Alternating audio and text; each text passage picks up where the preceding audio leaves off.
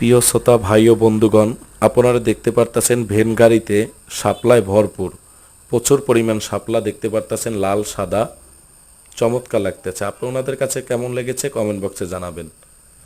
সাদা লালে ভরপুর শাপলা, এই জাতীয় ফুল শাপলা।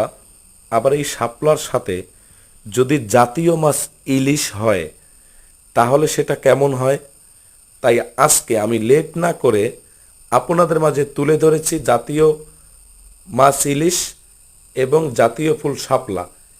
এই শাপলা তরকারি জাতীয় একটা তরকারি এবং জাতীয় মাছ ইলিশ আমি আপনাদের মাঝে তুলে ধরেছি। আপনারা দেখতে পারতেছেন একদম তরতাজা সন্ধ্যা নদীর ইলিশ মাছ, সন্ধ্যা নদীর তরতাজা ইলিশ মাছ এবং বরিশাল উজিরপুর থানার সাতলা বিলের শাপলা।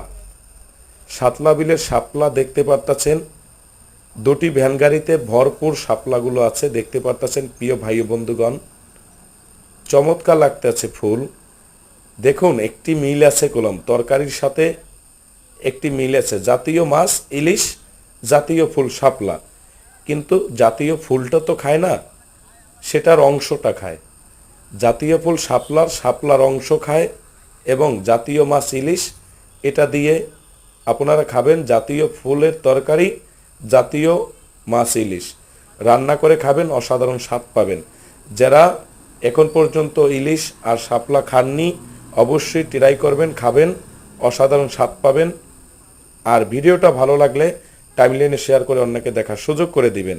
দেখুন জাতীয় মাছ ইলিশ, আজকে সন্ধ্যা নদীর মাছ উঠেছে, তরতাজা ইলিশ মাছ।